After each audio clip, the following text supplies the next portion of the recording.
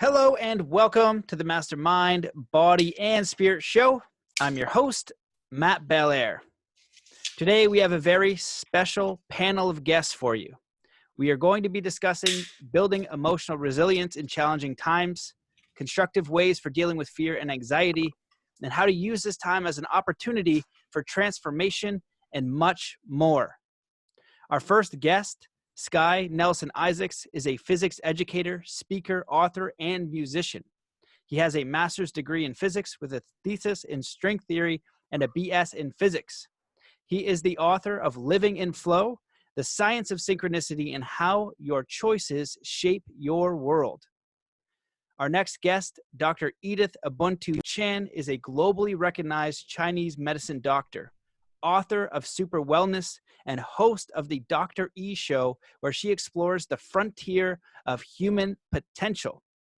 Finally, our third guest, Nick Egan, is the author of Shift, The Art of Transforming Limitations, and holds a PhD in Buddhist philosophy, a BA in psychology, and MA in comparative religion. So to get us started, these guys have all been on the show before. They are incredible people. They're incredibly knowledgeable in their fields, and I'll just invite them on one at a time to just share a little bit about themselves. And I guess, Sky, we'll start with you because you, on top of all of these other things, being a physicist, you're actually an award-winning musician as well, and just everything you do, it's like a heart of gold. So I'd like to congratulate you on doing that in these challenging times and just get you to share a little bit about yourself. Thank you so much, Matt. It's really a blessing to be here sharing this space with you and with Dr. Edith and with Nick. I'm really excited. Excited is not the right word. I'm really moved to bring whatever knowledge each of us has, and not just the four of us here, but all of us in our lives, bring forth whatever knowledge and wisdom we have and allow space for that to unfold, to happen.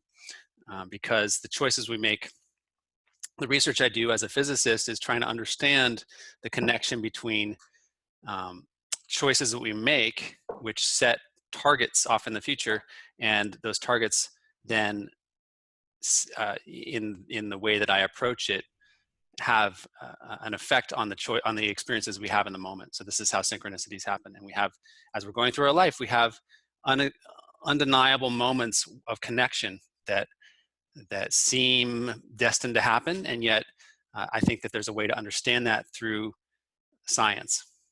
And when we do that, we start to understand a little bit more about the meaningful choices that we're making all the time. And at the bottom of meaningful choices are meaningful frames of mind.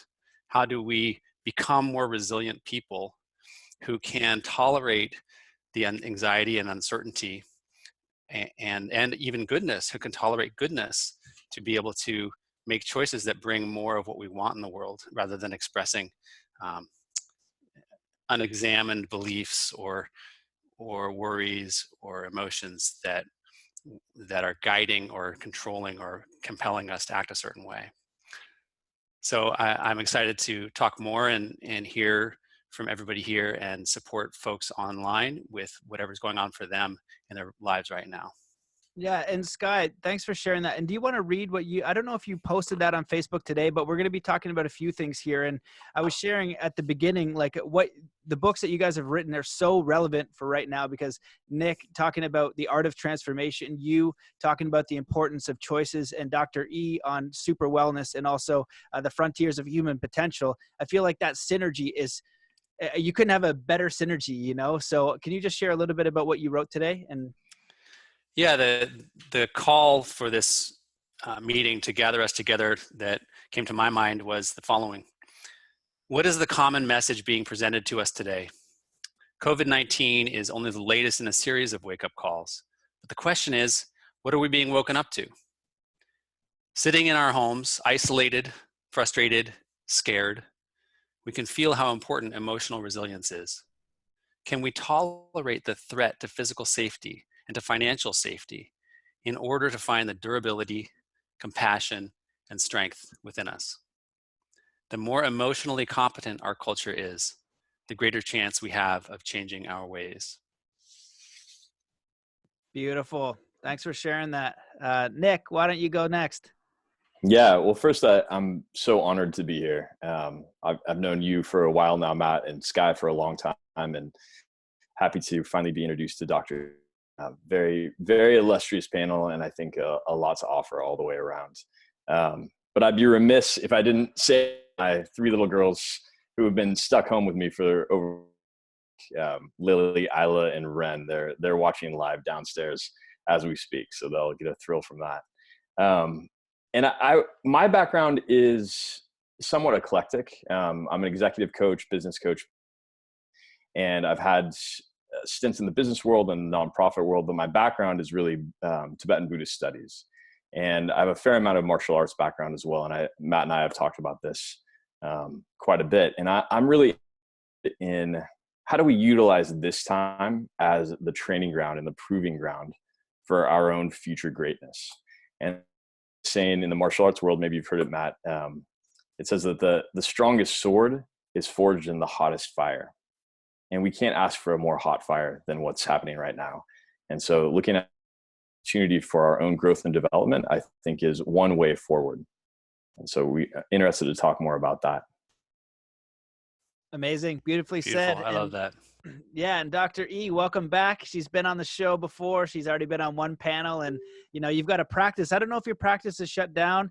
You've got a little one in your arms. You're multitasking, but it's so great. Every time I ask you to come on, you're just enthusiastic yes, even though I know how busy you are. So thank you so much for coming back. Thank you so much. You've just poured your heart and soul into tapping into all the gems of your network and giving so generously. You know, I know that you don't make a dime off of this intense hard work of, you must be doing like 16, 18-hour days. You're not supposed to tell anybody, Dr. E. I run a podcast. I know that each and every podcast, but the behind the scenes work, there's so much more than just the conversation itself, the organizing, pre and post. Every single podcast is something like a 10-hour labor of love that you just gift from your heart into the world. It's not a small thing. The beauty and heart and authenticity with which you give and give and give for so many years, so consistently, day after day after day. I just want to point out, I know that people don't take you for granted because it's such life-changing stuff that you're sharing, but just this is the example that I feel like we're all needing it right now. And I'm finding myself a lot on the verge of tears because I have these moments of such overwhelm. Then I write down my gratitudes and just the tears just start pouring. And all day is like that. Floods of overwhelmed gratitude, overwhelmed gratitude, overwhelmed gratitude. And it's a roller coaster that I feel like we're all on together. And I feel like I had a session with my community last night, and I had a really great, like whole curriculum plan for what to do, the meditation and all the talking points. And then I felt kind of stressed and overwhelmed, and I started writing my gratitude, and then, oops, it was 6 o'clock, time to go live. And the tears were just pouring and pouring and pouring and pouring. And I was a big hot mess, and it was perfect. I feel like we need to just give ourselves permission to just let it rip some days. Let our hearts be broken open these days. I had so much grief as I was writing my gratitude. Things started coming up that grief around every single time I've walked past a homeless person. But I was, too important to stop. Because our natural state is to connect and care. But the economics of our society makes us rush all the time. So this unnatural push-pull, or what about how we treat the planet? The economics is that it's just more economical to use like single-use disposable shitty stuff, to eat conventional foods instead of organic food. And all of this, it was just floods and floods and floods of how wrong all these things are, and how we've set up a society and allowed it to go on for way too long, to allow this system to let us live in such a way that is so out of our inner state of kindness and caring and goodness. Humans are innately good, and I just felt so much grief around that.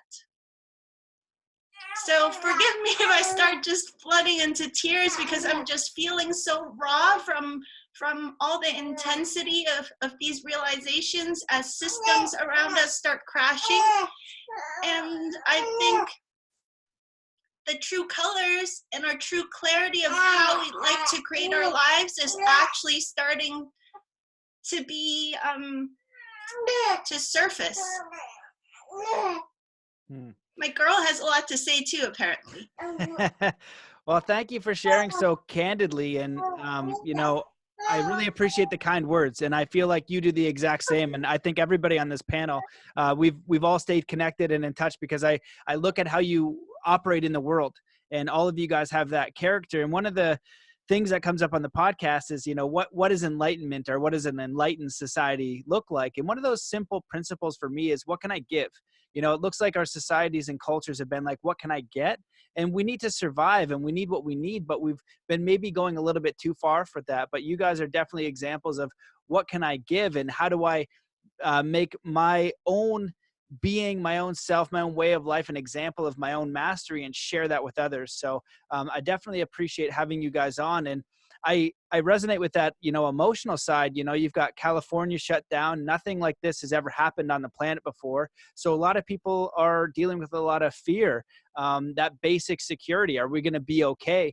And I love the reflection on the systems. You know, when I was studying a lot with the Native American elders, they always say, you know, when you go to past a homeless person, stop and get their name. You know, you're in the spiritual world, and you're supposed to be spiritual. Well, that person's holding a sign and asking for help. Don't judge them, help them. And so I think that this is an opportunity for us to reflect on our own choices, what's happening in the world. And, you know, one of the examples I've been bringing up is that, you know, it's awful that a lot of us are facing our mortality. But 9.1 million people each year die of starvation. And when I was younger, I couldn't believe how many. I couldn't understand how there's so many millionaires, but people were dying because they didn't have enough food. It didn't make any sense. And that now, I hope, gives us an opportunity to see us as a global community, to see every life as equal, to see, you know, just look at the values of how we're operating in each level of what we do in society. And so, you know, I know we're going to talk on a lot of different things here, but the first thing I'd like to address is maybe using this as an opportunity for transformation. As Nick said in martial arts, you know, the hottest fire makes the greatest sword. Or even all the guests that I've had on, so many people got to that other side of the life that they preferred, or the health, or living in alignment with their true values, after there was a catalyst, some sort of uncomfortable experience. And we're all in an uncomfortable experience now. So the issue, though, is that when we get afraid, we limit our choices. And that Sky's book is about, how do we make those right choices? How do we make a good choice, although we're terrified? Maybe we're running out of money. Maybe we're afraid of our security. Maybe we're now afraid of that person. And we start to limit these choices. And that's where, you know, we might not make the choice that we want because we're making it out of fear. And so I'll just kind of put that to the group, and whoever wants to kind of bite into that, they can. What would you guys suggest for just beginning emotional resilience and handling this fear and uncertainty that we're all facing right now? Yeah, no, I think it's a point well taken, Matt. How might we transform this experience into something that becomes the catalyst for our future growth? And I think that it's hard to do when you're overwhelmed with fear. And one of the ways that you can combat fear, really, honestly, one of the only ways that I found effective, is to really just focus on what's right in front of you at the moment. So kind of an extreme form of mindfulness. You know, check in with your breathing, check in with your physical sensations, and really focus on what is present here. Because a lot of the things that we get caught up in are actually just mental projections. Not to say that they're not true or not valid, or not powerful, but an antidote to fear is practicing immediate presence. Now, that being this is a scary time, and there are real challenges and real suffering that's happening right now. But a guiding question, I think, for many people would be, how do I transform this moment into that catalyst, like you were saying, of my own future greatness or my own future for other people? And that's really what it comes down to. And Dr. E said it so well, like, how do we shift from the expediency of economics to a more long-term vision for the planet and for ourselves? Beautifully said, Nick. I want to start by reflecting on what Dr. Edith said and say thank you to you, because you brought me to the place I want to be in this conversation by sharing vulnerably and expressing yourself the way you did. That's where I want to be myself personally, and I needed a little bit of an invitation to go there. So I really appreciate that. I think that one of my vision for in my life, how what you're talking about, Nick, how I want to see that unfold in my life is being. I talk about a lot of us talk about flow. So let me get out of my own way and just flow with it. When we get into flow, we're not thinking about what we're doing or feeling. We're naturally sort of moving through it. And one of the things that gets in the way of flow is blocked emotion. Like when we resist having a feeling, we can't keep going. I mean, we can keep going, but that feeling, and the one I'm really talking about is grief. When the feeling of grief is unacceptable to us and we won't let it in, then it turns into things like anxiety and stress. And so for me, when I'm feeling anxious or stressful, I almost always feel that underneath it, there's something I'm grieving that I haven't quite opened to and let happen. Like, I mean, at any moment I can actually, if I'm skilled enough, I can touch into my grief around the loss of many ecosystems on the planet, and the loss of the way that we have been able to live peacefully and yet are coming under constraining resources, and the animals that are dying. And so there's always grief there. There's always grief available there. And when we walk by a homeless person on the street or see people in different socioeconomic means, and we're not touching into what that feels like to see that and experience that, we all have that in various ways, then we're just pushing away a layer of grief that's there, I think, for everybody in different ways. But when we push that away, it stops us from getting to what's next, and we just stay in this place of not wanting to feel what it is we're really feeling. And I feel like what we could come to is a communal way of being where we hold that grief in everything we do. So I'm in a business meeting and I'm not like dwelling in my grief and crying, but I'm aware that the decisions I'm making have an impact on people in ways that I can't control and that are painful. And I'm doing the best I can at all times and not beating myself up about it, but also not pushing it away and unable to face that. I think there's a way of holding our pain and our grief right there so people can see it, and yet going along with our lives that can actually influence the choices that we make in a way that is more wholesome and beneficial for all of us together. Beautifully said. Oh, go ahead, Dr. E. It's interesting to consider that in Chinese medicine, grief is trapped in the lungs. Grief actually injures your lungs, and processing grief and transcending beyond the grief is like the higher power of your lung system from a spiritual perspective. So everybody's caring about lung health these days.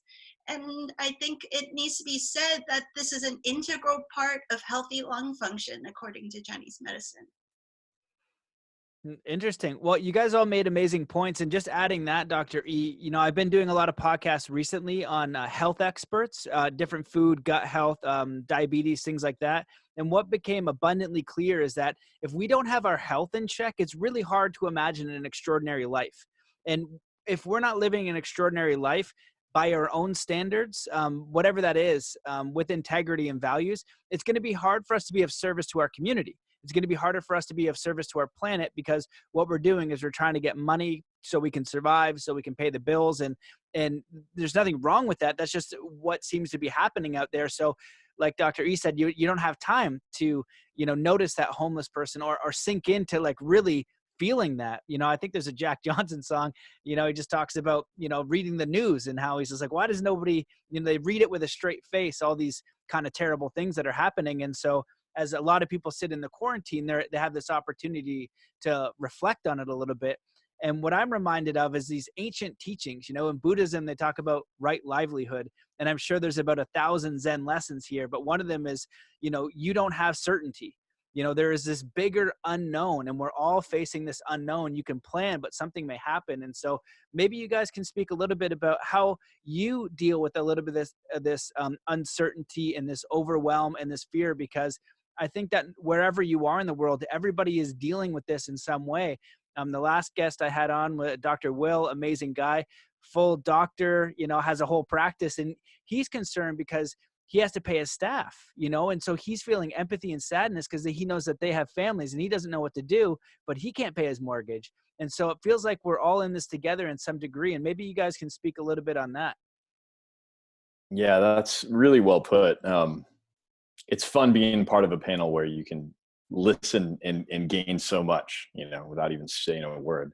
I think if you're thinking about the Buddhist way of being regarding right livelihood, it really comes down to intention, right? Of course, there are some livelihoods that are more, let's say, directly beneficial than others. So, for instance, Dr. E, being a healthcare practitioner, that is going to contribute to a person's overall well-being. So, relatively easy to line that up with the Dharma intention around right livelihood. But even for people that are, even now, like working. We are up in Northern California working in grocery stores and places like that. If they're coming to work with the intention to help people, to be of benefit, tremendous positive merit of energy being generated there, and a real opportunity to create some spiritual around that. So I would say that's one aspect in terms of like right livelihood. And I think that, the other thing that you mentioned was the uncertainty and the instability. And I think that thinking about our current situation in terms of stability, I don't know if you can hear my kids there in the background. Everybody in California is at home, so it might be a little bit louder than usual. Stability and certainty are essentially illusions. And so one of the, I think, gifts in this is that we're all are invited to really live in that beginner's mind, which is completely clear of any kind of certainty, because that itself is the illusion.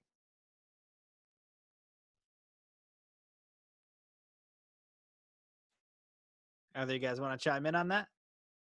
I'm reminded that actually what comes to me a lot of times, I go to nature when things get overwhelmed. I just go for a walk and I sit on a rock and I hug a tree and I just allow the answers to be shown to me. I think I mentioned this in our last panel. There's this rock that my son and I always go, thank you, rock, thank you, rock, thank you, rock, thank you, rock.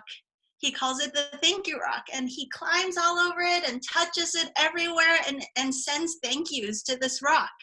And so he's built up quite a vortex of like power energy from this rock. He says that when he says thank you to the one rock, by the way, this is a side note, he says that the rock says thank you to all other rocks, which ripples into anybody who ever touches any other rock on the planet. He's 5, he says stuff like this all the time. And so anybody else who touches the rock or the trees near the rock will feel his thank you. And that's why he builds it up every single time.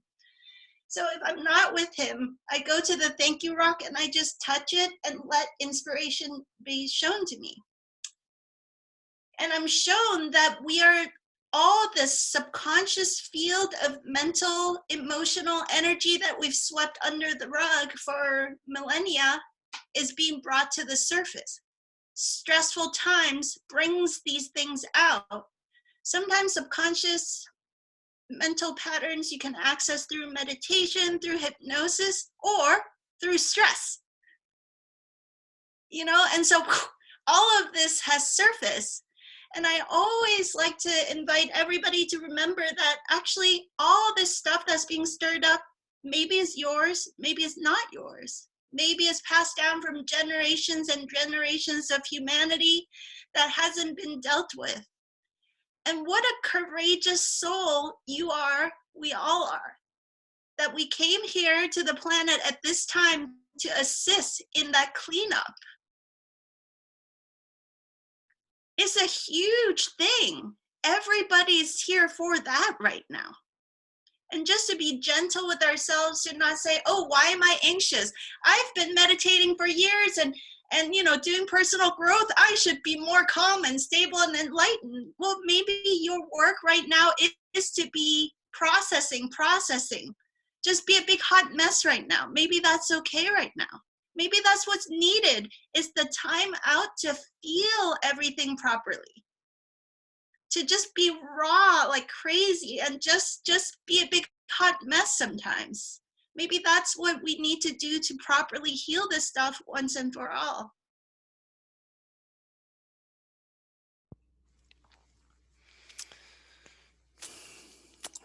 Thank you, Dr. Edith. I think it's valuable to give ourselves space. And you brought up uncertainty, Matt, and when we're not really allowed to have space for uncertainty in our daily life. Like you're supposed to know. And when you have uncertainty, I mean, look at the candidates for the politics right now. If you don't know something, it's a mark against you. If you don't have an answer, it's a mark against you. So it's actually on us, the people listening to the conversation, that are creating a politics in which we're supposed to know. And yet, as Buddhism and Taoism tell us, and as we are seeing, like, we don't know. The systems we have are not fundamentally sound. They're based on structures that can fall apart under very simple conditions. And so we need, I would like to have more space in our society for not knowing, be able to allow people in leadership to not know, so that we can actually come to solutions that are, we actually don't come to solutions. Let's spend some time actually addressing or identifying what the problem really is. You know, if we're out there trying to build the economy all the time, we're not addressing maybe the underlying problem, that we feel empty and our lives feel meaningless sometimes, and we're trying to fill that with the excitement about a new toy or new purchase. And like, that's not wrong. I like having my technology and I like having my house, but not to the expense of, or the exclusion of, actually understanding what it is about my life that's worth living. What is it I really am seeking in my life? And so I'm not trying to replace that ultimate quest for meaning with, just a daily routine.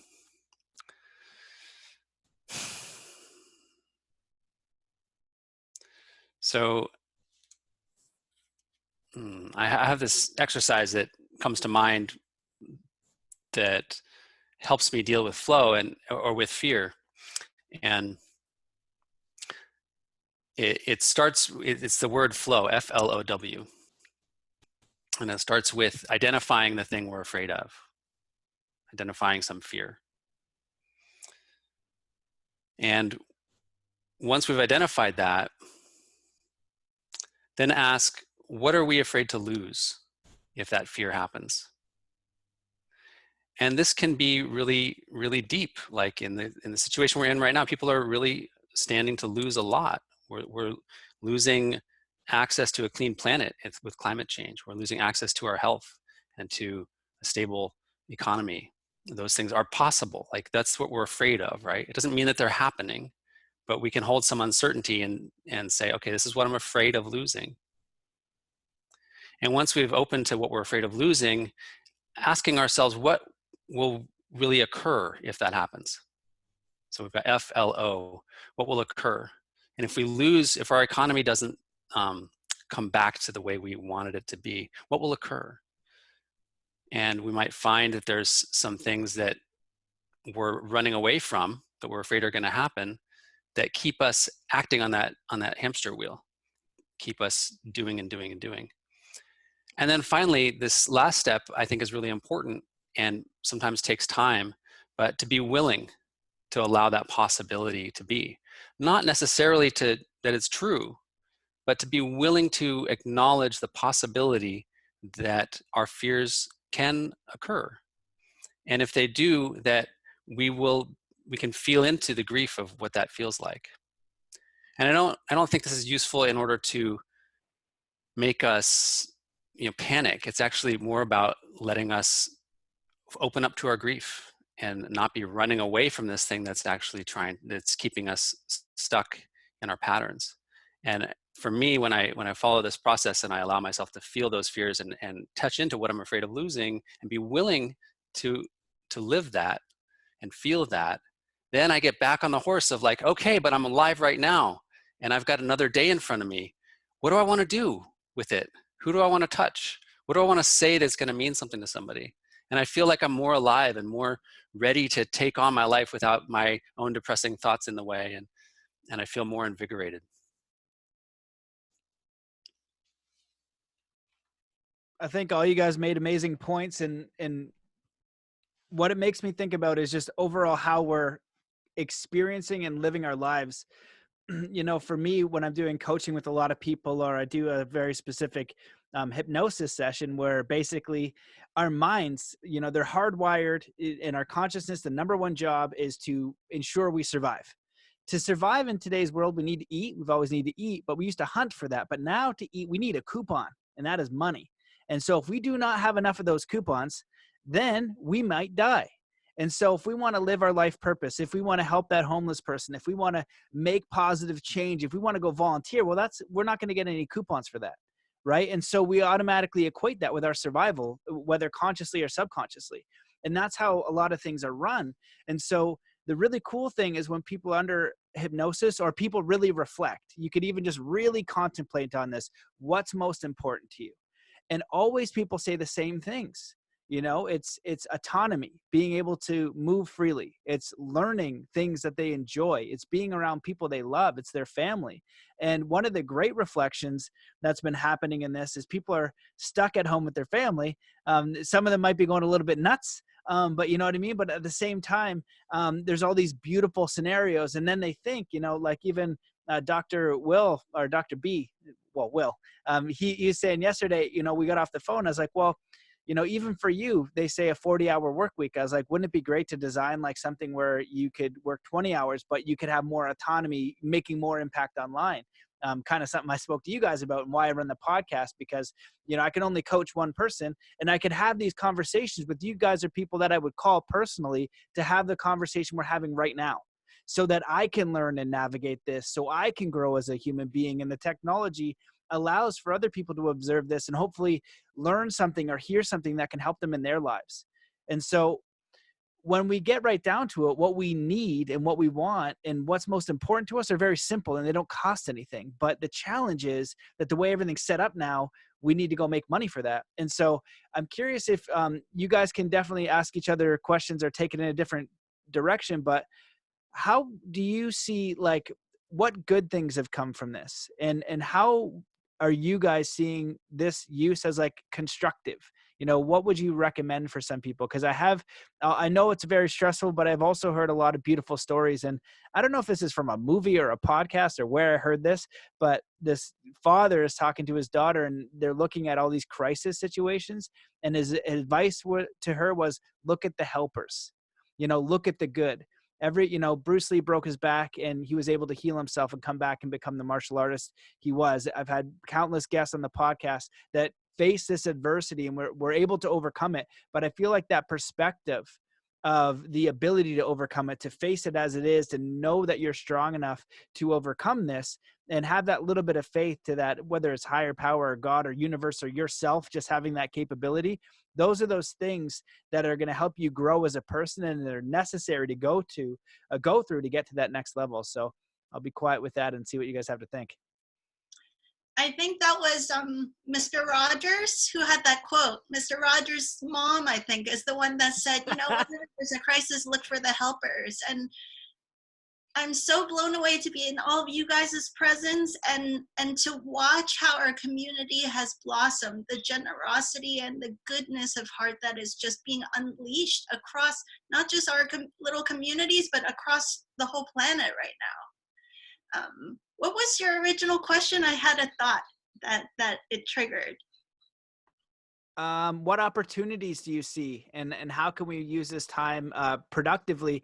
Not only like the opportunities for the individual, but the opportunities for the planet as a species.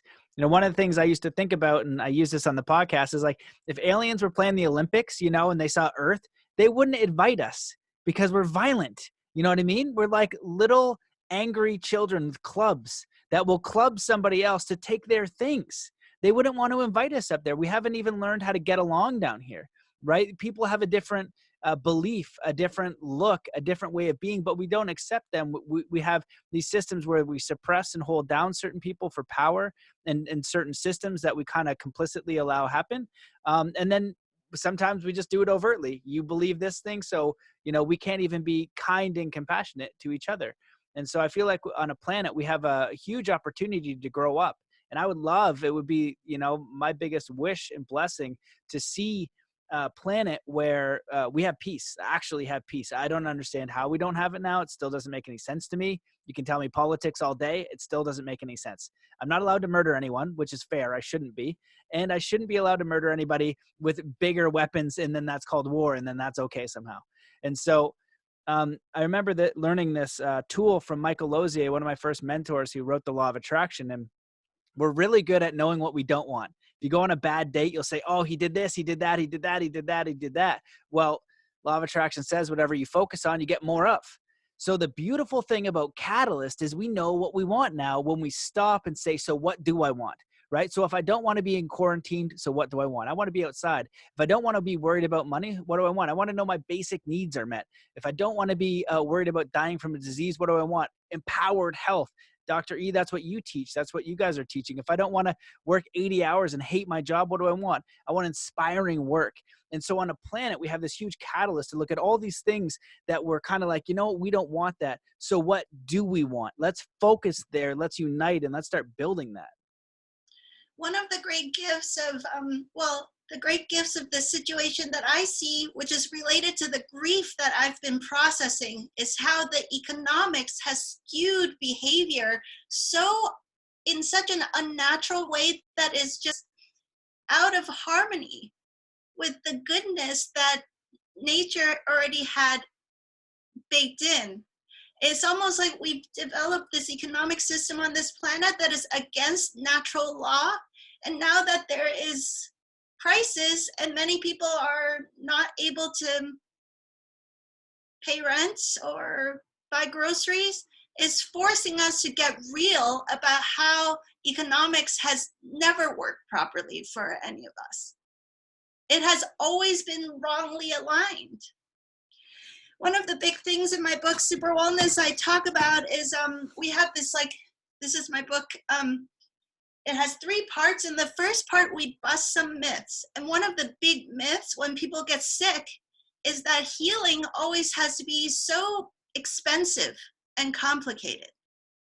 And so the moment people worry about their health, it instantly makes them think how expensive it's going to be if they ever got sick and had to heal themselves.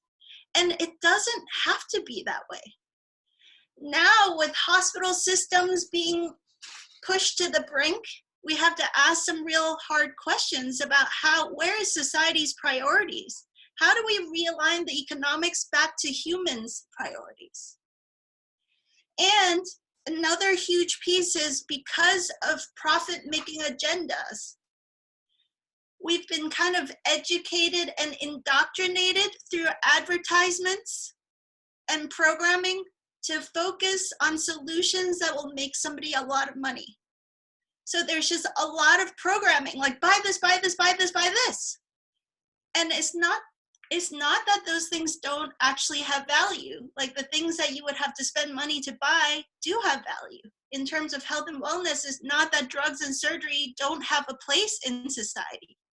But we've unwittingly allowed the marketing machinery to skew our perspective to just those very narrow options. And we've forgotten the vast majority of our health and well-being, because that's my expertise, I'll just focus on that. The vast majority of our health and well-being comes from things that are completely free. And there's tons of scientific research around it. Breath work is completely free. Spend time to chill out and do nothing once in a while is completely free. Go get some sunshine, fresh air, sleep in complete darkness. Just turn out the lights properly, not having devices blinking at you all night long. Hugs and friendship. Hopefully that there's somebody you can hug, during quarantine time. You kind of hunker down and figure out who is the person whose germs you're willing to connect with, and it's also helping us to get clear as soon as we come out of quarantine. That's one of the first things that we realize, that it's like fundamental nourishment that we need. So in my classes, I often start off with asking people to consider, besides just food and water, of course those are important, what nourishes you deeply that you need in order to live, that you haven't been giving to yourself? Like, what nourishes your physical body? What nourishes your mind, your emotions, and your soul? Very often in this wellness class that I teach, that first class, when people start journaling, sometimes they start laughing and sometimes they start crying. All these emotions come up because people realize that it was, they were having anxiety and they were going to take various medications and getting different therapies, and not that those aren't valuable, but those are just kind of band-aid solutions if you don't address the root cause of what you're really hungry for. We're hungry for connection. We're hungry for time for contemplation. We're hungry for friendship. We're hungry for a life that's lived with passion and meaning and purpose. And those are things that doesn't have to cost a lot of money to bring back into your life on a consistent basis, and actually see those things as the true essential nutrients. They talk about, you need omega-3s and vitamin B and D and all this stuff, but what about hugs and love? What about a good night's sleep? What about fresh air and spending time in nature? Those are actually maybe as essential as vitamin D, B, or C. So out there right now, all this immune system talk is about which vitamins and which supplements you need to be taking from outside in, when the inside dimension isn't sorted out yet. And so that's, now that we're on lockdown in California at least 1 week now, I think people are settling into that spaciousness to consider this deeper dimension, and it's a very good thing. Yeah, I think that's very well said. I think that reevaluating and reexamining what it is that's most important for us to really be focusing on to live our most joyful, most blissful, most authentic life is certainly one of the invitations that we're experiencing through this crisis.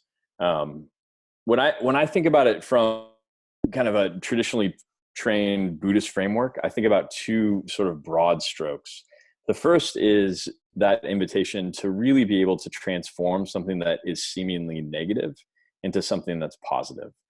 And that actually takes an effort of will, right? So it's like, how am I going to take this thing that might be perceived as a difficulty, a challenge, even a failure on the one hand, transform it into a gift, a blessing, the bounce that leads me to the next level. And then on the other hand, I'm thinking about to really go deeper oneself and to access that part of us that Dr. Yu was saying, that spaciousness that really affirms who we are without the necessity to go further or to do anything at all in terms of adding to the perfection of one's being. So I'll give you a couple of examples. The first, it's a story about in my book, but it's one that my dad used to tell me as a kid. And it's well actually in East Asia. And it's like, look, there was a guy, a farmer, who lost his horse. And everybody, all the villagers said, "Oh, that's so terrible. You know, you lost your horse." And he said, "Oh yeah, it could be a blessing, could be a curse." And then the next day his horse comes back with 2 horses. He like found these 2 wild horses that come back, and everybody says, "Isn't that great?" And the farmer says, "Oh yeah, it could be a blessing, could." And then sure enough, his son is riding one of the horses, breaks his leg. "Oh, that's horrible." Farmer, of course, says, "Could be a blessing, could be a curse." And then finally, like, the army comes through. "Oh, we're taking all the well-bodied men to war." And then his son, because of the broken leg, missed out on, you know, being taken to a dangerous war. And so it's this idea that what we perceive as a potential blessing or a curse actually lies within our own power around how we do something. And so that's one of the invitations. I think that's kind of, if I had to lay a more obvious invitation, like, how are we going to be able to reframe difficulty as possibility? That's one aspect. The other aspect is, what is it about our awareness or our insight that can lead us to a deeper place of spaciousness, of spirituality, of wholeness, of spirit, of God, whatever you want to call it, in a way that sustains us without having to worry about external situations? Because I think is ultimately what's going to happen. Ultimately, we are going to lose everything. We are all going to die. We will every single thing, whether it's COVID-19 or whether it's our death 150 years from now. But that time is coming. And what are we going to do in the interim to be able to deeply understand who it is that we are? I would love to hear Sky's perspective on some of this related to flow too. Some really wonderful perspectives and feelings and statements from everybody. I feel like there's just symbolism that really strikes me when we look at what's happening in politics the past year and the past 5 years and the past 9 years and the past 13 years, or whatever those numbers, I'm making up those numbers, right? But is we don't really enjoy being around each other. You know, just to put it really simply, if we're kids on a playground, we're playing in separate groups.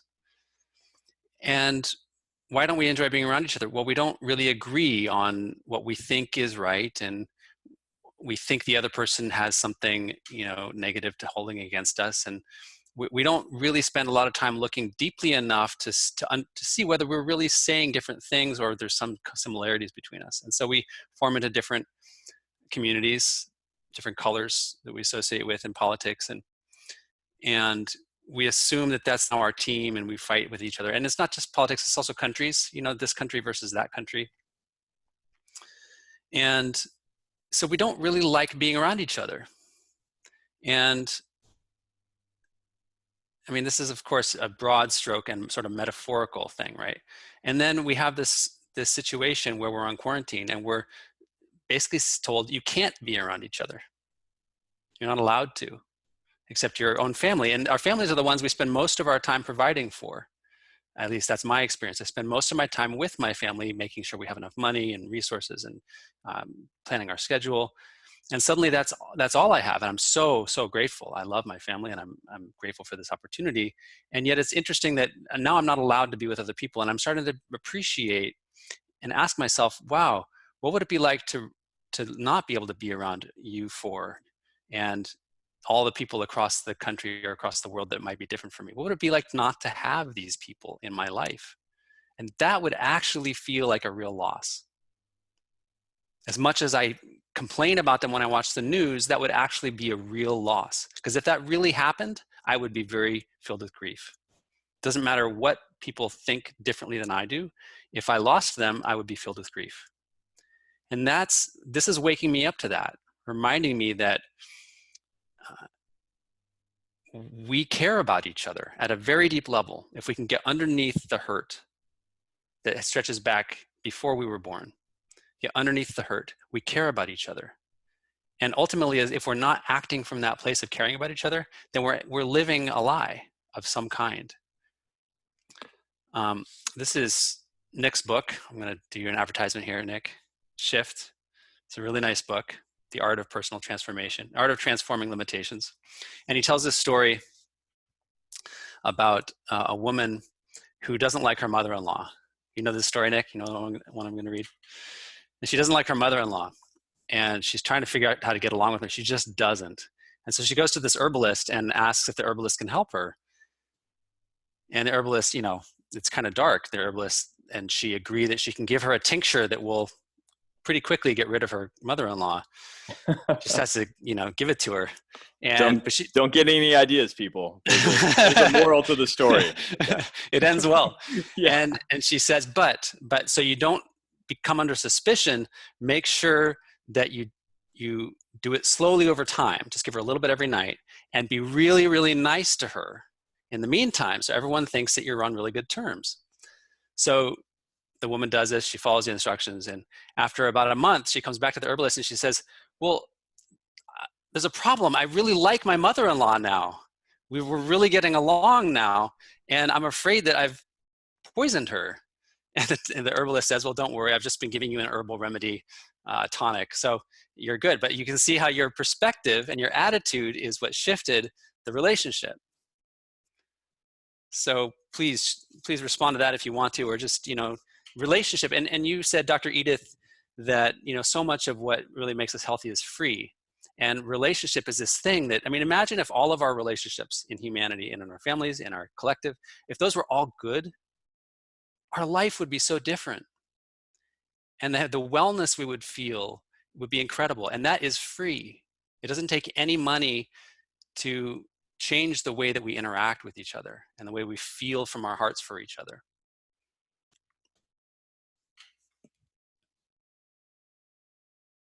Nick, do you want to add on? Yeah. Well, first of all, thank you, Sky, for promoting my book. I appreciate that.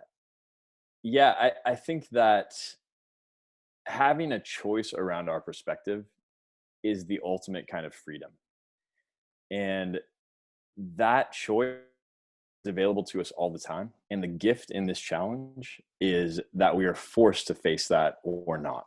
And the choice, it lies with us. And so from that perspective, it's ultimately empowering, right? And that's the space that I'm holding personally. And while still also holding the space for grief, because I understand I'm in a great deal of suffering, you know, difficulty both for myself and for the world. And so you can't not acknowledge that, and you can't not stay in it, but also as the clarion change, I think that is one of the greatest goods that can come from this.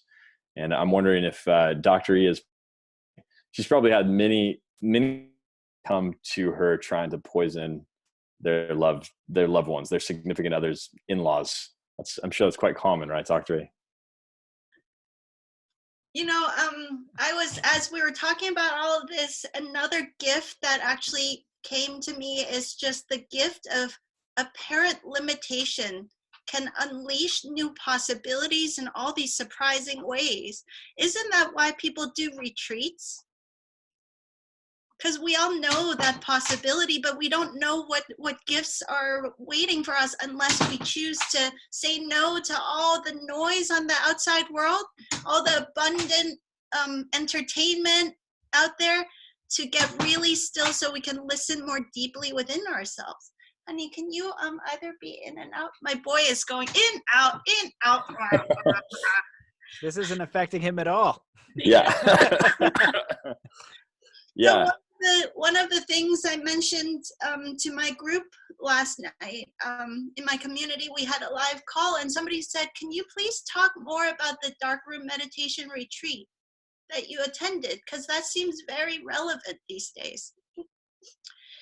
And so in 2013, I went to this retreat in Thailand with a great meditation teacher. I love her so much. Check her out. Her name is Jazz Muheen. And it's an 11-day retreat where you spend 9 days and 9 nights in complete darkness. So in addition to being disconnected from all the internet and the world and conversations with the outside world, we're also, most of us were choosing to fast. Some people did juice, but I did a fast and just a little bit of water and no food. full disclaimer, I don't recommend anybody do prolonged fasting without medical supervision, please. Don't do anything dangerous. But in this case, I decided I don't know when I'm going to have such an opportunity to go really deep like that. So I'm just going to go all out, complete fast the whole time, you know, just as deep within myself as possible. And there were quite a few things that I learned from that apparent limitation, unleashing a new kind of freedom. I learned so many just basic practical things. Like, first of all, the first 72 hours in complete darkness, I realized that our noisy world out there is just not only noisy in terms of information overload, just noise from everybody telling you how to live your life, and you don't get to hear how you want to live your life. So checking out of that to check in with yourself, that is a huge piece of every retreat. But also just the light, there's information in the kinds of screens and artificial lighting that we experience, and that's a kind of noise too. And if you can, really sleeping in complete darkness is a kind of nourishment that your physiology needs in order to get that deeper inner clarity. There's a physiology to that very still state of saturating your body with melatonin, which then when it's saturated becomes DMT, which we know as a visionary molecule, and the insights come with that kind of physiology within your body also. And so people do this kind of darkness meditation retreat because it triggers a DMT release from inside out. I know that Matt's had some near-death experiences, and we know that there's the DMT molecules involved in those too, and that those are always, if you talk to anybody that's had a near-death experience, they are pretty much always changed forever. Their priorities, their understanding, the wisdom that they live with is completely altered after a near-death experience. Darkroom meditation retreat can serve like that, like not actually put yourself in danger of dying, but trigger that same physiology. So many insights started coming in, and at first it was like, oh, this is boring. And then gradually over time, one insight, another insight, your meditations, instead of meditations coming to you with insight after insight, it was also shown to you in this like 3D omnivision, multi-dimensional color scenes. So you feel really confident about the answers that are coming to you. And gradually, day by day by day, there's like an exponential growth curve. So I share this with everybody to say that maybe the initial days of lockdown and of taking in the news that we have to quote unquote physically isolate or socially isolate, at first it just seems like, oh, how boring. But on the other side of that boredom is something like an exponential explosion of insights that is waiting for you. If you're just willing to be with that bit of boredom and discomfort for the initial days. There's so many insights that were shown to me, like, and practical things like I was needing to build a website. I just sat in meditation and said, please show to me how to build this website, and boom, you know, the answers just come in a flood like a download.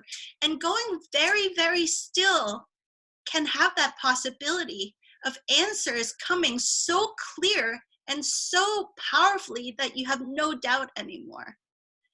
And so a lot of those kinds of things happen throughout the day. And at the end of the darkroom retreat, on the last day, at sunset time, we put on sunglasses because we're used to meditating in complete darkness for so many days. We have to gradually adjust to the outside world. At sunset time, we all put on sunglasses and we step out of the dark cave setup. And it was like unimaginable beauty. It was just walking out and looking at a tree and looking at a sunset. But the beauty of it, the dimensions of color and the vibrations and the energies that you're able to perceive because you put yourself on lockdown in this apparent limitation. And then when you come out, suddenly you see dimensions of beauty and color and vibrations and information around you that you didn't know existed before. And I realized that those gifts, that beauty was always there. I just didn't have the eyes to see it. And I noticed that when I run wellness workshops, when we do, for example, a simple juicing or water fast, sense of smell and taste, all this stuff gets heightened. So when they go back to eating regular food, the guidance system is so strong. They're so clear what their body prefers to eat or not prefer to eat. You know, so that there's no more doubt. You don't need external nutritionists to tell you anymore because your inner GPS system is turned back on. So all of this is to say that sometimes we need limitations for us to get our internal GPS recalibrated. And then out of that recalibration, there is gifts and beauties that have always been there before, but we didn't have the ability to perceive it properly unless we put ourselves on those types of apparent limitations, these situations where we go retreat and go deeper within ourselves.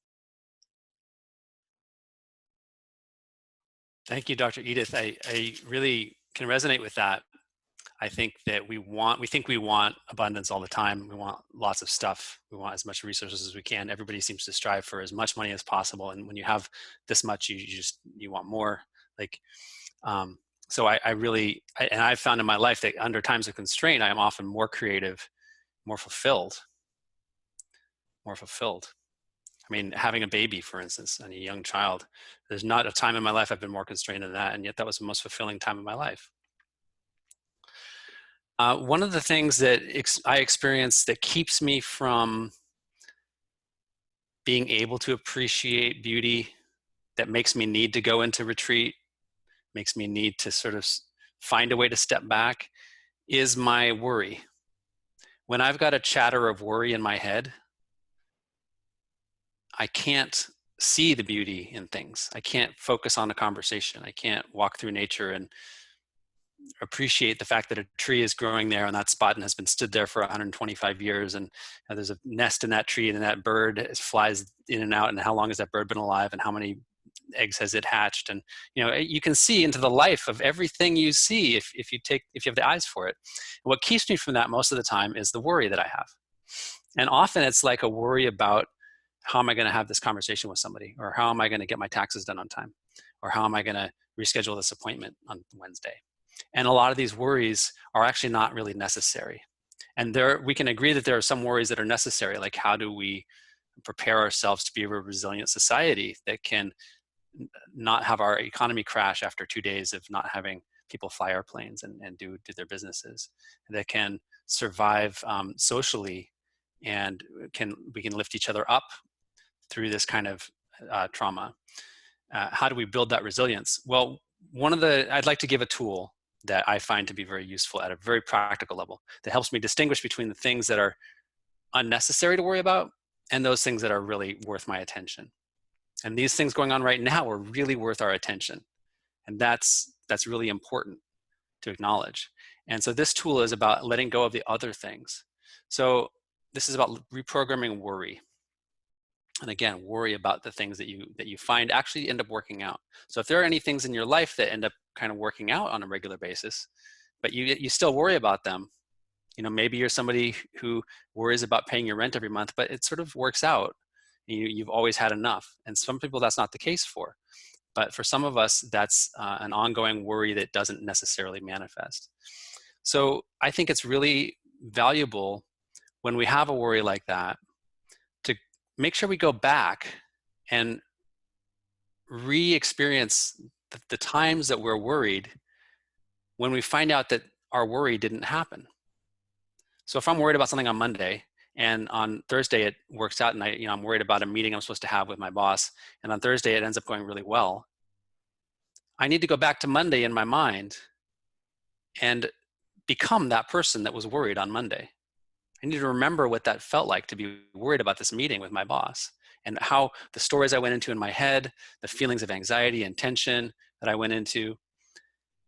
I need to go back to Monday and re-feel that, and let that feeling absorb into my body. And then with that feeling in my body of stress and worry, remember that actually it worked out. This meeting went well.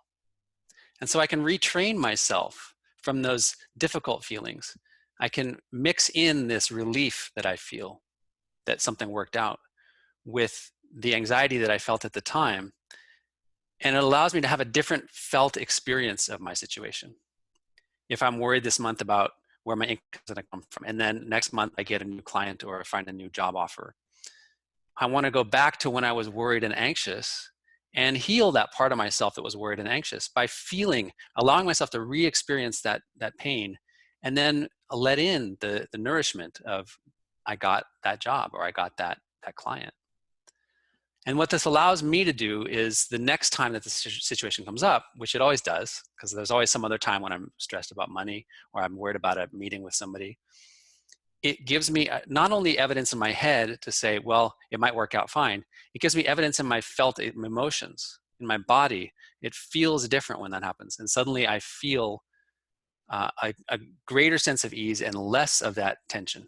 That stress and anxiety that comes up is eased by the fact that I mixed it with some relief the last time this happened. So I think it's important and valuable for us to retrain our emotions to be less reactive by making sure we do this. We go back and we notice when we felt anxious about something that worked out fine, and we heal that part of ourselves that was scared. It's just like going back into our childhood and saying, I'm going to heal that part of my little kid that needs attention by giving that attention to myself and by setting up situations for myself where I get attention. And then the little kid in me isn't searching for that all the time. And I think that the really important part is feeling the difference, not just thinking the difference and gaining evidence in your head. Awesome, Sky. That's an excellent tip. Everybody shared great insights. I'm going to try and spit that out. I've been taking notes diligently as you guys have went around, and to touch on some of those topics, Dr. E and everybody has said this in one way or another, that our natural way of being is kind and compassionate.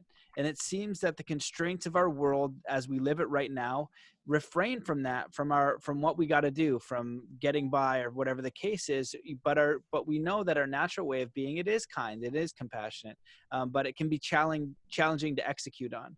We've talked about our relationship, the relationship with ourself, the relationship with our family, the relationship with our kids, the relationship with our coworkers, the relationship with our planet, and putting a higher value to that.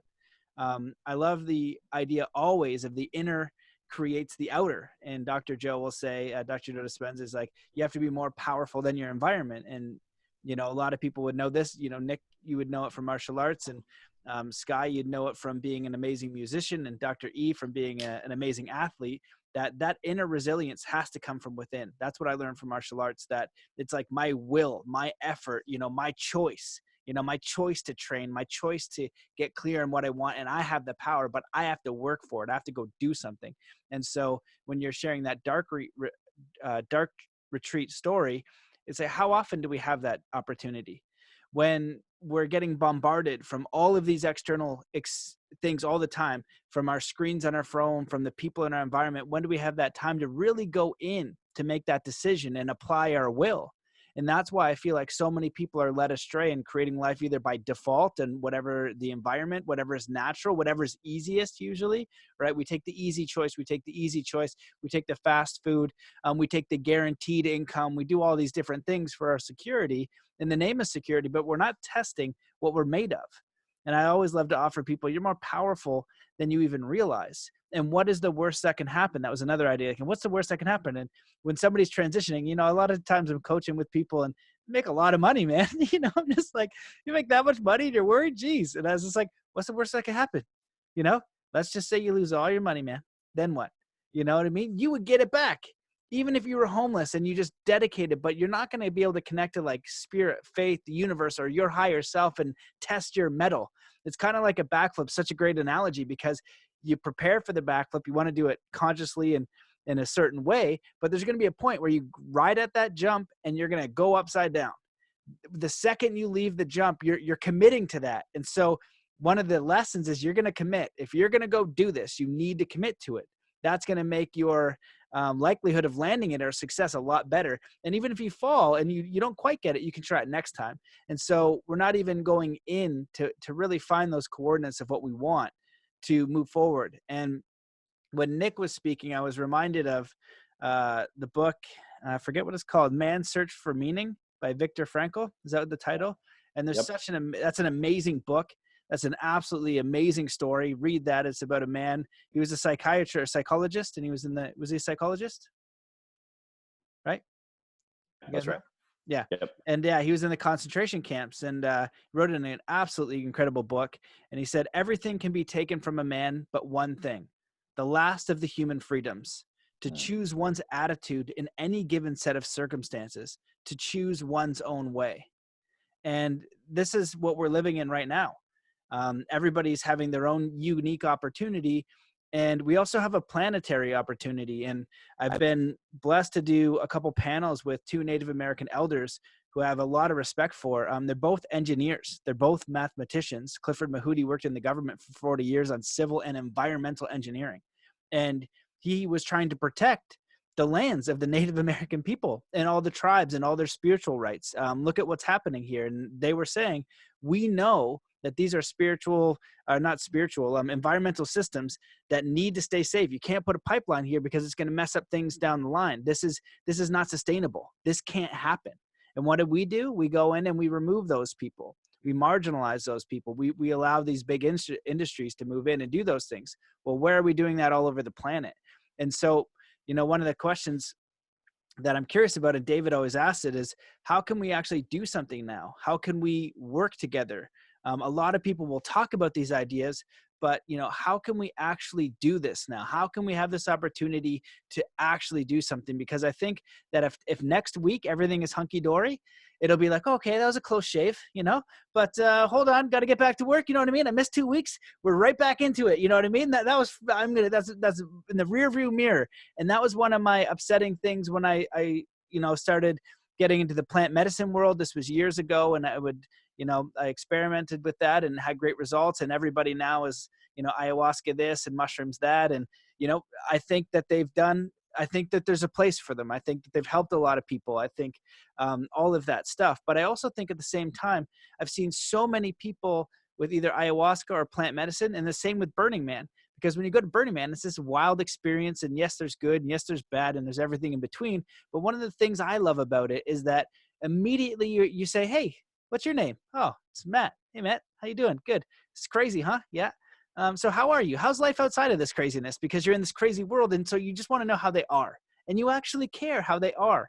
And most people outside of that space, their life isn't exactly how they want it, and a lot of the time it's not at all how they want it. And so I always ask, so what do you want? What would you prefer? What lights you up? What makes you excited? How would you prefer to grow?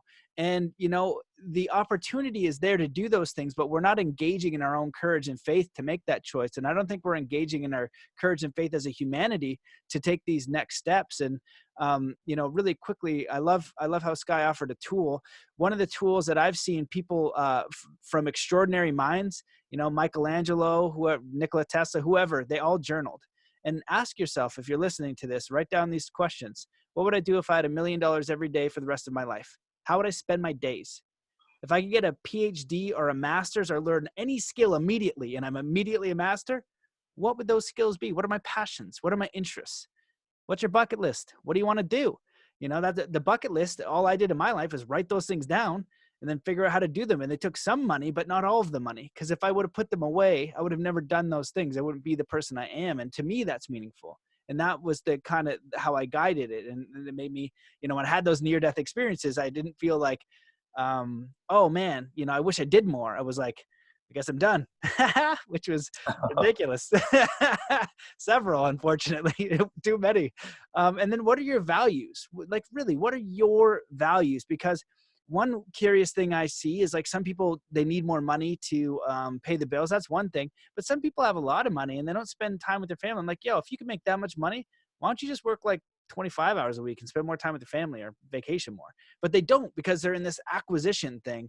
And I know that if they eat it, because I can eat it by die, they would wish that they had spent more time with their family, because they didn't weigh those values. They didn't have that time, like Dr. Edith was saying, to sit in reflection and think and contemplate, if I'm making this choice day in and day out, month in, month out, that year, and then you go back in time for that year and you're like, I could have shifted those values a little bit and had a different experience and still been okay. And so what I wanted to ask you guys, if anybody wanted to comment on anything that I said, and what do you think it would take though for humanity and us as a people to actually do something to say, because like I said, like at the beginning, like I look at how many people die of starvation, 9.1 million.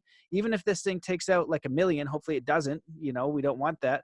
And it's the older generation that's really the threat. We have people that have been dying for generations in mass numbers. Is it we don't care as a community because we don't have time to care? Is it it's too big a problem? Are there systems in place? How is it that we unite? And I love the idea of that Olympics in space, Team USA with Team Canada, with Team Korea, with Team China, USA and China working together, and we don't need governments to do that.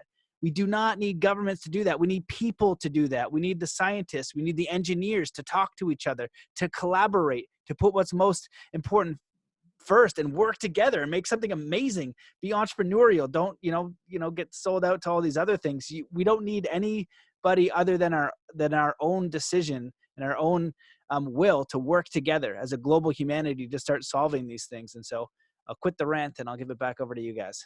I'm going to participate in the long jump in that outer space Olympics.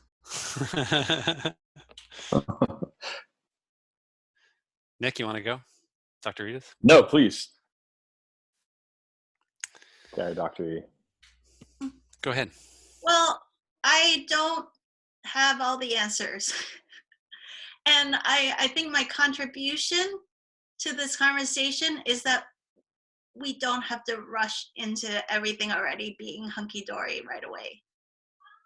I think we can just be comfortable with the discomfort for a while. I think that is the fundamental OS upgrade we need as a human society, to be willing to be a little bit uncomfortable, to be willing to not have the answers. I love that journaling exercise that you said, but I think the most important is I would do it backwards, I think. To start with the values and sit in that for a long time first, and let the other answers kind of flush out from those deep core values first. Because all the bucket list things, I think we should be cautious if it comes from a really deep, authentic place, or from an ego like, oh, I get to brag about it. Nothing wrong with that either, But what is the state from which these goals come from? And in my healing work, I also notice a big difference in outcome when people do their healing work because they're afraid of death, afraid of illness, or because they want more richness and good quality life. That makes all the difference in the outcome. It's like, what is the core value that you came from? What is like which channel are you tuned to?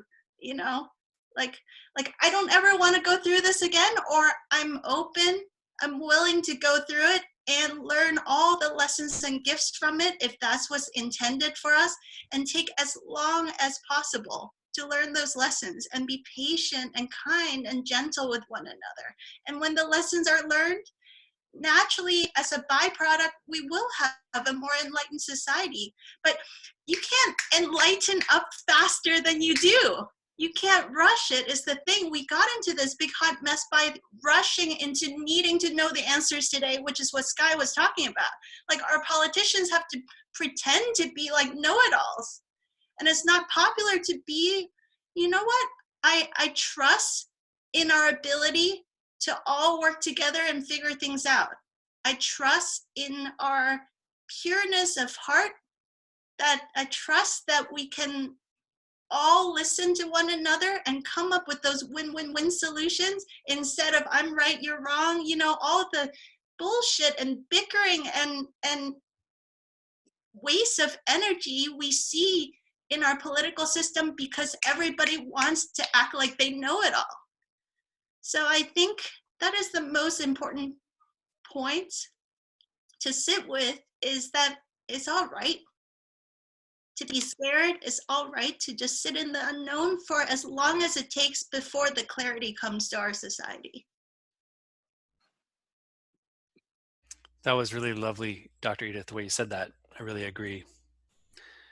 I find some confusion around this because with all of this suffering and pain that I see people experiencing and the discomfort that I have in my life,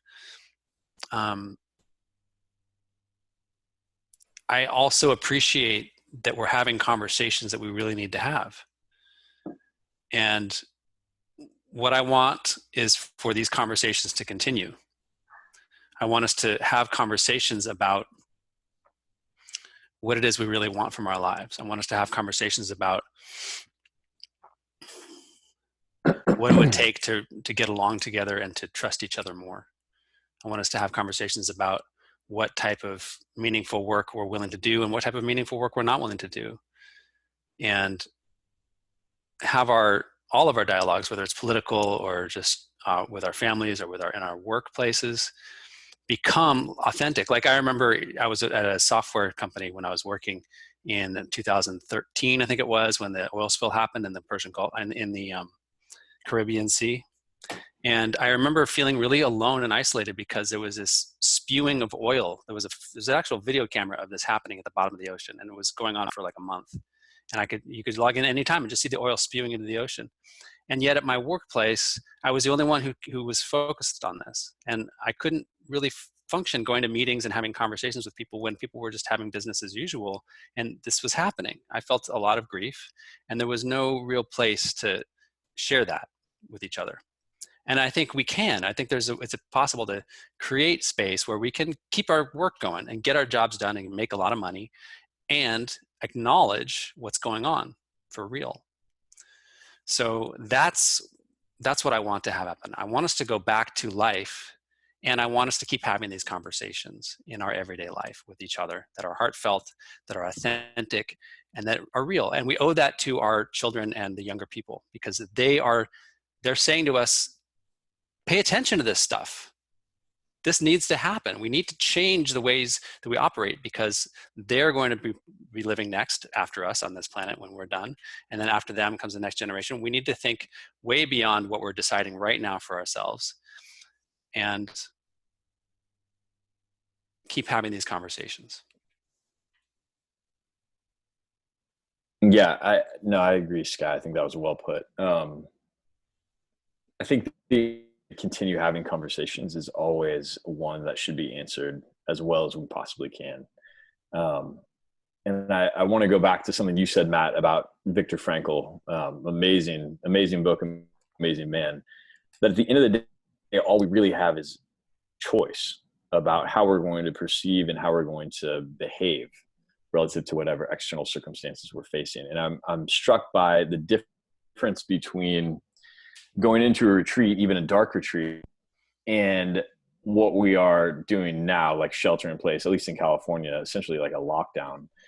Can't even, all the parks and beaches are now closed. And so how do we make this our retreat, right? How do we intentionally shoulder the difficulty and the challenges moving forward? And what might that do for us spiritually? And I'm reminded actually of my grandmother, Catholic, devout, lady in her 90s now. And when she got sick, this is in Tibetan Buddhism, this is a very similar practice. When you get sick, and when she got sick as a Catholic, she would think that her suffering, her sickness was actually, I'm going to use Buddhist terminology, creating the conditions for everybody to be well, right? So it was this idea that like by shouldering that burden, she was lessening the burden of others. And that's a very empowering stance, right? And we each have the opportunity to do that now.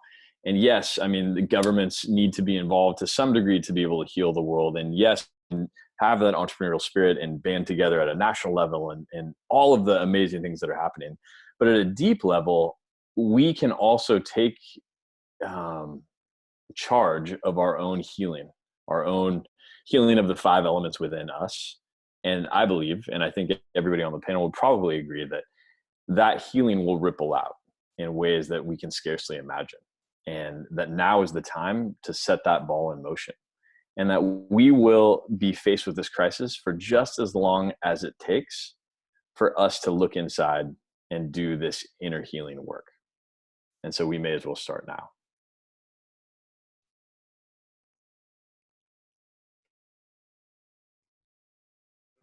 Beautifully put, man. I 100% agree. And, you know, I'm glad that you touched on that succinctly, because I was thinking about it. And, you know, even with your healing, right? Or are you, if you know somebody with addiction or anything like that, you cannot do anything for them. You know, if you want to heal the planet, you got to heal yourself first. And in martial arts, you know, I learned this is like, it's the hurt people that hurt people. Nobody fulfilled and full of love and a great life is out there just making everybody else's life miserable. The person who's making your life miserable has pain, has trauma, has those things that they're dealing with. And that's where I love Buddhism coming in and saying love and compassion.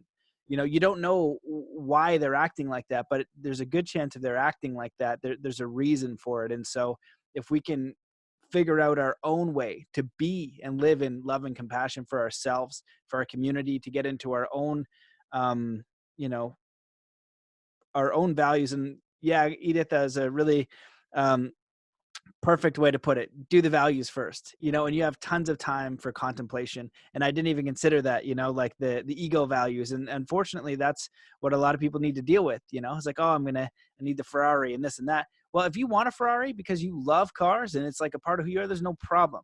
But if you want a Ferrari because you want to look cool, that's a different thing. Maybe you want something else that's a little bit deeper. That's going to give you lasting fulfillment, not, you know, that quick fix fulfillment. And that's really what we want. And so the more of us that can do that, always 100% of the time, I've seen it that when somebody connects to who they are, to their values, to their interests, to what they want to do on this planet, and they can take as much time as they need in that reflection process. And I think that that's important too.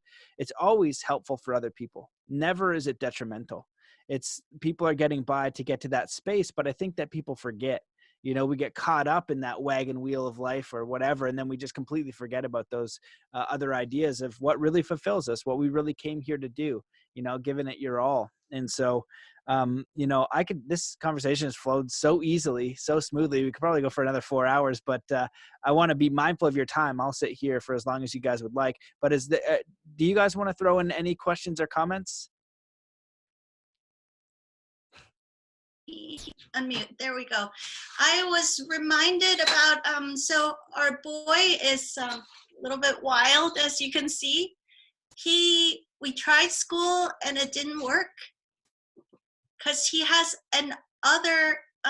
he has his inner compass about what he wants to explore and how to explore that. And I think we're all parents on this panel, and I assume we all went to school at some point. I think we can all kind of connect on the experience of having to live based on some external agenda instead of being driven from inside out. And in exploring homeschooling, there's a system of homeschooling called unschooling, you've probably heard of. In unschooling, you let the kid be completely self-directed, completely interest-led. And through that, as a side effect of being interested in one topic, the math, the science, the English, the art, and all the subjects that they teach in school is naturally woven into that interest area. So let's say they're really interested in Legos. Through Legos, you can learn to read, you can learn about math, you can learn about history, you can learn so many different things. Or if they're interested in a snake, you know, you can learn about the mythology, the sociology, write papers, do research, do projects, learn biology, learn science. And so in exploring unschooling, it really gave me a lot of inspiration on the bigger picture of how our society has been structured in such an artificial construct. And I learned in the unschooling movement that when people exit school and transition into unschooling, it's known that they have to do a period of what's called deschooling. And deschooling is something that can take months, you know, or if you've been in a corporate job that you didn't especially love, when you quit and started your passion-based business, there might be a period of time where you have to detox from your corporate mindset into being more creative, more innovative, more entrepreneurial. So that's all to say, just be gentle with ourselves again, that there's a transition period and it needs to run its course, and allow that wildness to be there for a little bit, because there's another structure that will emerge in your life that will unfold very naturally, I think.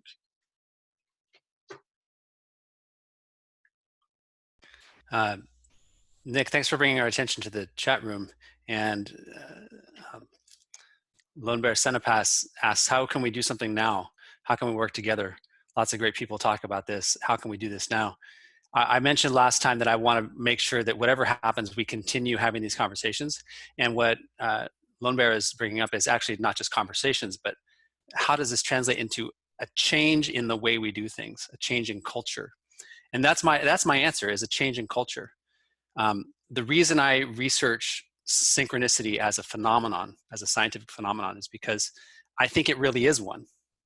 And I think when we start understanding the world as meaningful, as synchronistic, we start paying attention to the things that are happening, not as obstacles or thorns in our side or just things to be ignored, but everything becomes a meaningful guidepost for us. And then we get on a path of learning and growth that we might not have been on before. We start paying attention to things in the context of growth, and we can pay attention to this experience in the context of growth. I think one of the things that's really useful for me is putting what's happening in context. And if we can see the suffering that we're going through in a context of what it's teaching us as a humanity for the next period of evolution, that makes it much more meaningful for us. So I just want to come back to this question of, or this answer, not answer, but talking about the question of what can we do? And I think the more we pay attention to the situations happening in our lives every day, the more we'll get the answer for what can I do next to be on my personal path of growth. And if I'm on my personal path of growth, I'm going to be doing things that are affecting the world bigger than I am now. And it's not just about me getting what I want, but it's about me seeing that I'm in service to the three of you and to everyone on this call and to everybody out there. And I become more willing to step into the role that I need to step into to make this culture better. And so I think when we see culturally, we have a new worldview which embraces the idea of synchronicity being a guide for us and ties back in to the indigenous culture's understanding of the natural world being alive. Then we begin to heal. And when we heal as a culture, and we heal as individuals, we stop making the same types of choices that we're making in politics and in businesses, and we start making in choices that are more sustainable and equitable, so that we can get along with each other and have justice and all these things that are all intertwined. Yeah, I totally agree, Sky. And if I kind of take a little bit of what everybody's saying, what I'm hearing is that Nick was speaking earlier about, these fear loops. So we fear what might happen, and we're constantly living in the future or in the past, in that old acronym of fear, false evidence being appearing real. And that's what a lot of people are in right now. Like, oh my God, what if, right? But most of the time, those things don't happen. Yes, we're in a challenging situation that there's a little bit more danger or risk because of what is happening, but we can focus on what is now. And we don't need to project constantly each and every day. It's not going to give us the greatest experience. We can take each day at a time. And when we're looking at transforming the world, transforming ourselves, Dr. E, she keeps coming back to give yourself time. It's okay to be stressed out. Just sit there and, just sit there for a while. And that's a part of it. And maybe it's the masculine, just want to get things done quick side of me, but that's like, show me the most efficient way to get this done. But that's such an important part, is if you've never reflected on these questions, if you are just in fear, just to sit with that, it is such an integral part. But then to start to contemplate on these things and keep them in your mind, don't let them go. Just keep them there. Move slowly, be easy on yourself, be kind and compassionate to yourself, and then kind and compassionate, to other people. It's going to take a little time to unfold. And then Sky, you know, you kind of brought it home with just, you know, when you're doing all those things, you're going to see the next thing to do. If you want to run a triathlon like Dr. E did, you know, that's the man. I don't even know what I tried to run, like, I think it was like 5 miles today. My legs were killing me, and I work out a little bit. So can't imagine 26 or running a triathlon. It's a longer process. And I think that we're an individual, a long process for our life. You know, I like to always, you know, ask people, what do you think you're capable of in 20 years? You know, give yourself a vision that you'd keep moving towards for the rest of your life. And so in that way, it can unfold slowly. You can give yourself a little bit of space and time, and you can keep also in the forefront, what are my values? What is meaningful? And when you do that, it is always automatically synergistic and helpful with the environment. And then you just do what's in front of you to the best of your ability. And so I just wanted to kind of summarize what I heard from you guys and see if you guys wanted to share any input. And maybe closing thoughts. I don't know what you guys for time, but you know, like maybe we can do another one, but you guys I'll sit and listen to you guys any day. Well, I do have to get to my family and help make dinner and things, but I want to hear just closing from Nick and Dr. Edith. Yeah, I mean, I think that was very well summarized, Matt, and really appreciate the conversation and the opportunity to discuss. I've talked to Sky a little bit about some of the potential offerings that we can do to help people, and I'll let Sky and Dr. E talk about what they're doing. I cleared days next week. So if anybody is looking for any kind of coaching, I mean, most of the time I'm working on executive coaching and business coaching, and I do occasionally do life coaching as well. So anything at all, or if it's just even career coaching, if you're looking for a new position, you can reach me at nickeganphd.com. That's NICKEGAN, and just reach out, and I'll schedule a free, you know, not a sales call, like an actual 30-minute coaching session, and we can go from there. So, you know, we're here to help everybody. And Nick's a great coach. He's my coach. thank you, Sky. Me too, that. Actually. He is a great coach. You guys are both excellent clients, so I'll tell you that. Yeah, so just making that available, because the opportunities and possibilities abound, and we want to go toward the discomfort, go toward the growth that's there, and be able to sit with that in a way that's meaning, not just for ourselves, but for our families and our communities and our planet. So please do get in touch. That's awesome, man. Thanks for that. That's cool. You should definitely do it. If you're hearing this, you'll be lucky if you get his time. Thank you. Dr. E, do you want to say something? You're on mute. Muted. Here we go.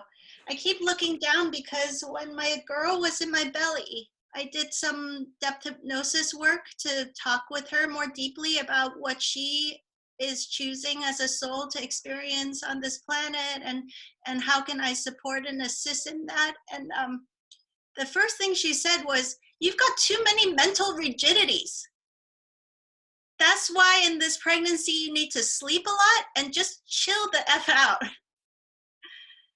You know, because I ran all these blood tests, and the blood tests all show that all my markers, because I've been quote unquote biohacking for decades. So all my blood markers, my physiology, it was in tip top shape, but I was always needing to sleep so much. And I was like, I don't want to be so lazy. I want to do more work and be productive. I'm also, one of my trainings is as a certified high performance coach. I'm real good at that go, go, go thing. Also, I'm an immigrant, and you know that, like, the stress and suffering and push. I've been so good at that for so much of my life. And my girl in hypnosis, that's the first thing she says. It's time to let that paradigm go. That's not what the new generation is here to experience. We're here to experience synchronicities and magic and beauty and goodness. And we're here to inspire that in one another. And it looks completely different. And a lot of the old models of like work hard, play hard is just totally obsolete in this new reality. So please soften yourself into a more flexible state of being. And so she told me as an assignment that I needed to really sit in meditation with the Tao Te Ching as much as possible. And to see it from her perspective as a pure being pure soul incarnating into the physical for the first time from the undifferentiated source back into the physical reality, experiencing it all from that very pure state. That's actually the new reality that she says we're stepping into. And that means letting go of a lot of old structures and rigidities, which starts with our minds first. Before we change the structures in our external realities, we each need to change the structures within our own mental state of being. And so I was looking down, sorry for being so rude. I was like, oh, that there's some passages about like the Tao, it says that you if you poke a fish too much, you spoil it, you know, and if you pick a fruit before it's ripe, you ruin the fruit, and so on. But I couldn't find those passages. So here is like the tarot. The first thing that opened is chapter 10. So I will read that one to you. There's 81 chapters. And it says, can you coax your mind from its wandering and keep to the original oneness? Can you let your body become supple as a new child? Can you cleanse your inner vision until you see nothing but the light? Can you love people and lead them without imposing your will? Can you deal with the most vital matters by just letting events take their course? That's a huge piece for us right now, I think. Can you step back from your own mind and thus understand all things? Giving birth and nourishing, having without possessing, acting with no expectations, leading and not trying to control. This is the supreme virtue. Oh, highly recommended. If I was stranded on a deserted island, Tao Te Ching is definitely one of the 3 books I would bring with myself. I first read the Tao Te Ching in high school, and it deeply moved me. It was the version by, now I'm blanking on his name because I'm on the spot, but really, really moved me and formed my adult conception of spirituality. I want to just share that I've been moved to be more available to be with people, and have also set aside time, like Nick talked about, the next 3 weeks, a couple days a week, to have half-hour conversations. If people out there are wanting mentorship around synchronicity and how to seek context in your current experiences, how to look at the things that are going on for you and try and tease out what it is the learning from this, what is it that I'm seeking to gain in my own growth from this. We can have that conversation. I'd love to help you and support you at the point that you're at right now. So you can find me at my website, skynelson.com, or through the course website. I have put on a course with my team that's called the Living in Flow course.